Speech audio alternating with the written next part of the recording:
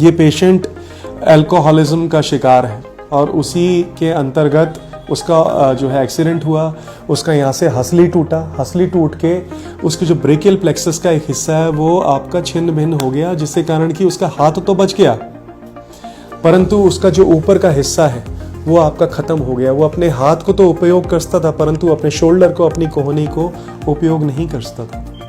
नमस्ते, मेरा नाम डॉक्टर पुनीत राणा है। मैं एक न्यूरोसर्जन हूँ और मेरा एक सेंटर है न्यूरो एक्सीलेंस का जिसका नाम है न्यूरो सेंट्रल हॉस्पिटल। हम लोगों ने इसके 2 ऑपरेशन किए। एक ऑपरेशन उसका पीछे से किया गया जिसके द्वारा उसकी शोल्डर की जो स्टेबिलिटी है उसको लाया गया। उसमें क्या होता है कि हम लोग जो ब्रेकियल प्लेक्सस के बाहर की जो नसें हैं उसको काट के और उसको ब्रेकियल प्लेक्सस की जो अंदर की नसें हैं उनसे जोड़ देते हैं। उससे आपका जो रेट है इम्प्रूवमेंट का, it improves from 25% to around 80 to 90%। इसके अलावा उनका एक दूसरा ऑपरेशन हुआ जो कि छोटे चीरे के द्वारा आपकी बाइसेप्स के एरिया में किया गया, जिसके के द्वारा आपकी जो नस काम कर रही थी हाथ की, उस नस में से, उस नस को अगर आप खोलते हैं उसमें 8 या 9 फाइबर्स होते हैं। उन फाइबर्स में से एक को उठा के आपको आपके कोहनी की मसल के साथ जोड़ दिया गया, तो आपकी ये मूवमेंट वापस आ गई। उस मरीज के अंदर अगर ट्राइसेप्स भी जिंदा होती तो हम लोग वहां से भी एक स्लिंग लेकर और उसके शोल्डर को और ज़्यादा इम्प्रूव करने के बारे में प्रयास कर सकते हैं। हर मरीज़ अलग है, हर मरीज़ के सुधर सकने की जो लिमिट होती है वो अलग होती है। अल्टीमेटली ये जो पेशेंट है, इन सर्जरीज में जो इम्प्रूवमेंट होती है इसका आपको पता लगता है 6-7 महीने के बाद।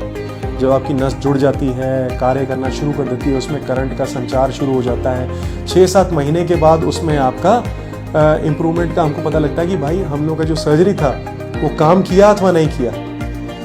और इसी कारण इस सर्जरी को आपका प्राइवेट प्रैक्टिस में ऑपरेट करना अत्यंत दुश्वार है।